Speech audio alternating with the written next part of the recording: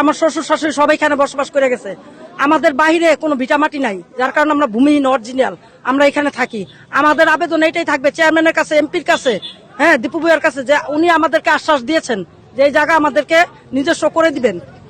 এখন আমাদের আবেদন তার কাছেই থাকবে যে আমাদের এই জায়গা কেন নিচ্ছে, কারা নিচ্ছে, আমরা কোথায় থাকবো, আমাদের নিজস্ব ভিটা বাড়ি নিয়ে গেলে আমরা কোথায় থাকবো, এটা চেয়ারম্যান কাছে এবং এমপির কাছে, সরকারের কাছে আমাদের আবেদন। নিচ্ছে পর্তুষ, উজ্জ্বল, এরা গোপাল, এরা সহ, এরা তাদের বাবার নাম বলে তারা আমাদেরকে জায়গা বলতেছে যে এটা ইন্ডিয়ান, এটা সরকারি, এই কারণে উনি নিচ্ছে। তারা বলে এটা বলে তাদের বাপের নাম ছিল বিনোদ সরকার, কিন্তু হেরাহন যাইতেছে কি বিনোদ রায়।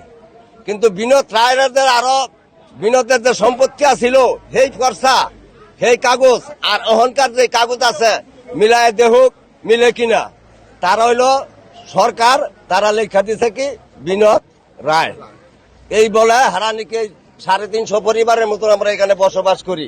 তাদের আমগো সব সরকারের জায়গাতেই থাকি। সরকার আমগো কিভাবে রাখবো না রাখবো এটা সরকার চিন্তা ভাবনা করে তাদের বিচারের আয়ত্তে আনুক। আমার RS 1570 জায়গায় 40 শতক জমি থেকে ভূমিদস্যু পরিতোষ 29 শতক জমি খারা দলিল করে নিয়ে গেছে। তার বউকে দাতা বানায় তারপর নিয়ে গেছে।